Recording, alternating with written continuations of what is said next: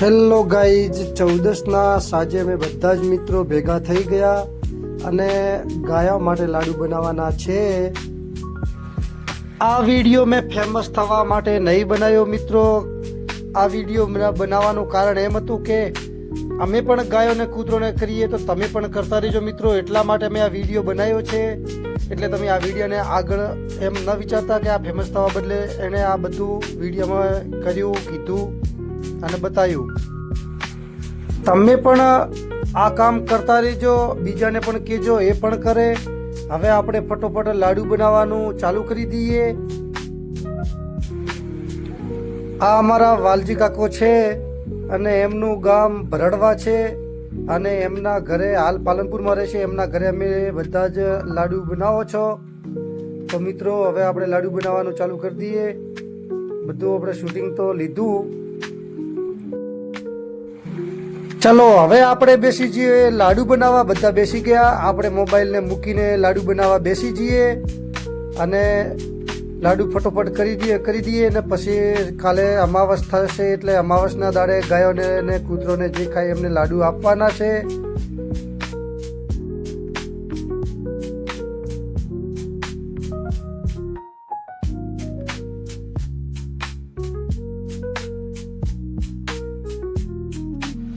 હવે આપણે ચાની ચુસ્કી મારી દઈએ અને લાડુ તો બનાવી દીધા કમ્પ્લીટ.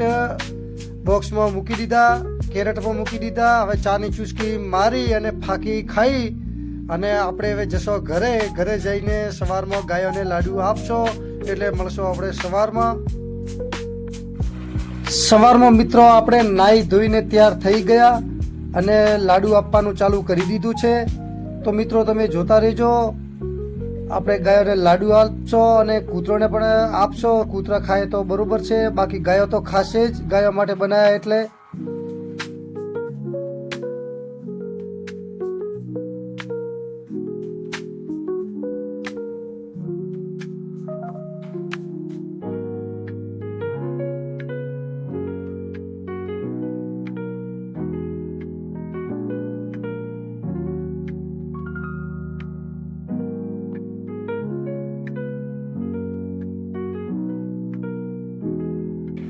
તો હવે આપણે અડધો લાડુ આપ્યો ડોગેશભાઈને. ડોગેશભાઈ પણ ખાય હે, વિચાર કરે કે ખાવું કે ના ખાવું.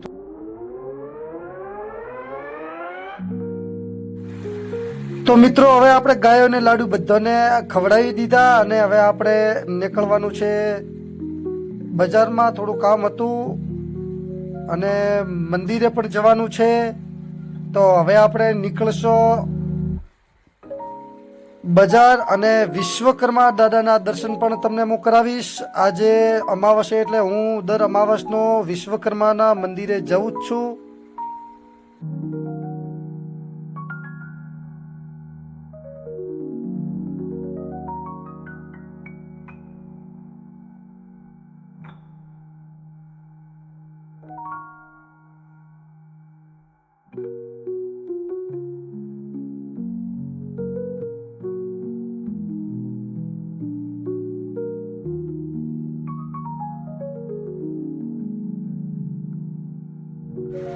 હવે આપણે વિશ્વકર્માના મંદિરે પહોંચી ગયા અને હું તમને વિશ્વકર્મા દાદાના દર્શન પણ કરાવીશ. ચલો મિત્રો તમે જોતા રહેજો આપણો વ્લોગ.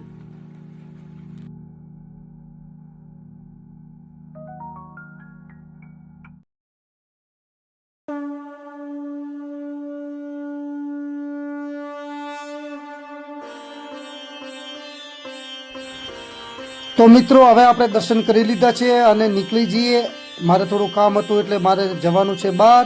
તો હવે મિત્રો તમે આ યુટ્યુબ ચેનલ સબસ્ક્રાઈબ ના કરી હોય તો સબસ્ક્રાઈબ પણ કરી લેજો. તમારા નાના ભાઈને સપોર્ટ કરજો અને તમારા મિત્રોને શેર કરજો. એટલે મળશો નેક્સ્ટ વ્લોગમાં. જય માતાજી, જય હિન્દ.